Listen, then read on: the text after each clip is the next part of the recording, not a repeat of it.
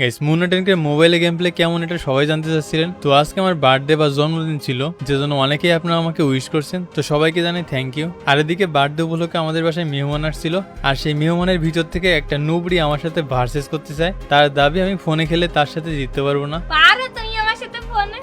আর আমার মোবাইলের game play দেখলে হয়তো আপনি একেবারে আপনার শুরুর দিকের গেম প্লে খুঁজে পাবেন। আর আমি এই কাস্টম ভিডিওটা মোবাইল থেকে রেকর্ড করতে পারিনি ল্যাগ দেওয়ার কারণে, যে জন্য অবজার্ভ থেকে দেখেন। তো প্রথম রাউন্ডে আমি অন ট্যাপ দেওয়ার চেষ্টা করেছিলাম, কিন্তু ওই নুবড়ি কি করলো দেখেন।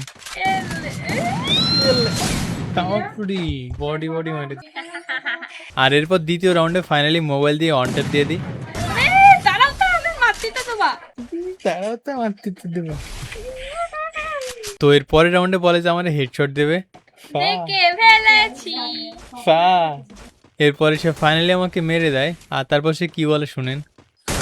সেই ওই যে পারো তুমি আমার সাথে ফোনে। একবার ইগোতে এসে লাগলে কিন্তু হারাই দিব।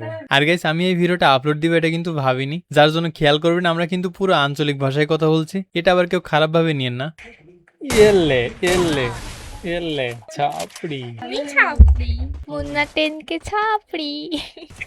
প্রাণ ভরে বেঁচে গিয়েছি এই সন্তে মাসে রে। খেলবো না সালে কমিনে। তা তুমি কই? খেলবো না, নেট চলে গেছে। সত্যি 299 না কত ছিল? 96। Match match match match match এলে এলে এলে। কিরাম হইলো বিষয়টা? আমি তো দেখতেই পাইনি।